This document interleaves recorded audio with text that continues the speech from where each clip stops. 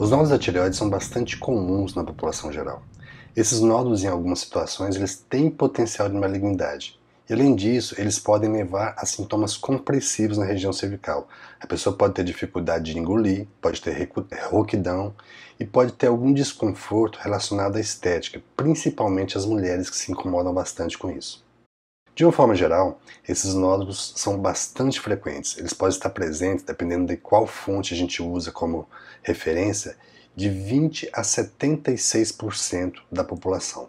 A grande maioria desses nódulos, ainda bem, são nódulos benignos, mas existe um potencial de malignidade que esse potencial pode ser significativo. Outros problemas que podem ser causados pelos nódulos tireoidianos é quando eles atingem um volume significativo. E esse grande volume do nódulo leva a um desconforto na região cervical e pode também causar falta de ar, pode causar dificuldade para engolir. Quando ocorre situações como essa, é fundamental a gente fazer uma abordagem desses nódulos no sentido de tratamento.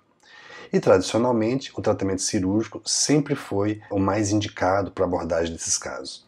A questão é que a abordagem cirúrgica não é isenta de problemas e pode ocorrer desconfortos relacionados à anestesia geral, pode ocorrer alterações da voz, pode ocorrer hipoparatireoidismo pós-operatório, que é uma situação onde se é retirada as glândulas paratireoides, que não é para retirar durante a cirurgia, e isso leva a diversos problemas. A chance de acontecer complicações como essas aumenta quando você tem uma equipe pouco experiente nesse tipo de procedimento. Uma outra situação que ocorre na cirurgia é a necessidade, na grande maioria das vezes, de ter que fazer reposição hormonal contínua, já que, nesses casos, toda a tireoide, a maioria das vezes, é retirada. Na tentativa de se contornar todas essas situações que são relacionadas ao tratamento cirúrgico, e ainda considerando que a medicina nos últimos anos, de uma forma geral, tem optado ou tentado optar por procedimentos minimamente invasivos, ou seja, procedimentos com potencial de invasão menor, surge então a opção de tratamento de alguns desses nódulos com abordagem por radiofrequência. Na radiofrequência, explicando assim de uma forma bem simplificada, a gente faz ultrassom da tireoide, localiza esse nódulo, geralmente a indicação é de um nódulo único, e introduz um tipo de agulha nesse nódulo, no interior do nódulo, e através dessa agulha, ligada a um equipamento, que é um equipamento gerador de energia, ocorre um hiperaquecimento dessa agulha de forma muito rápida, chegando a altas temperaturas no local, fazendo um tipo de eletrocoagulação do conteúdo do nódulo, e com isso ele regride de tamanho. Esse procedimento é eficiente? Para ter certeza dessa resposta, um grupo chinês fez um estudo, publicado em 2016, onde foi feita uma revisão sistemática da literatura e uma meta-análise. O que é isso? É uma avaliação sistemática, como o próprio nome diz, de todos os estudos científicos publicados sobre o assunto até a data da publicação do estudo. Com a análise desses estudos científicos publicados, foram avaliados então 1.090 procedimentos de radiofrequência com segmento mínimo de pelo menos 6 meses. Quais as principais complicações mostradas nesse estudo? As principais conclusões. Primeiro, em todos os casos houve redução importante do volume dos nódulos. Mas apesar da radiofrequência ter sido considerada segura, também há relatos na literatura médica onde ocorrem sintomas relacionados aos procedimentos e defeitos estéticos.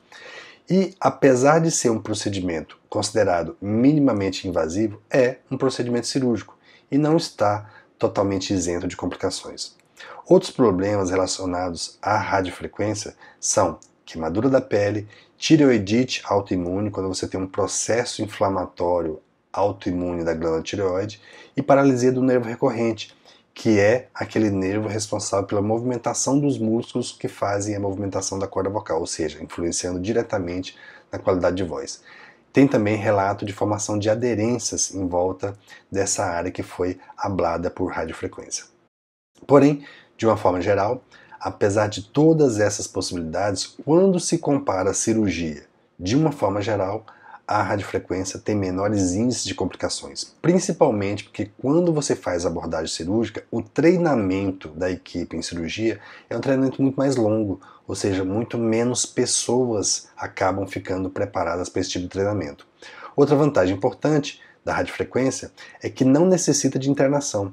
E além disso, ocorre a preservação da função tireoidiana, já que a tireoide não é retirada. Os estudos mostram uma redução importante do tamanho do nódulo tratado com radiofrequência, com melhoria dos sintomas e também com melhoria das alterações estéticas. Na avaliação geral dessa nova técnica, a gente tem que considerar que os nós de tireoides são bastante comuns, podem ocorrer em mais da metade da população de uma forma geral e tem maior prevalência em mulheres e em idosos. Como é uma alteração muito frequente, teoricamente há um grande número de pessoas que poderiam escapar da cirurgia através da abordagem com radiofrequência. Após a análise de vários dados desse estudo, a conclusão é de que a radiofrequência é segura e, além disso, é efetiva para a resolução de nódulos únicos benignos da tireoide, apesar da possibilidade de algumas complicações que são consideradas complicações de baixo impacto.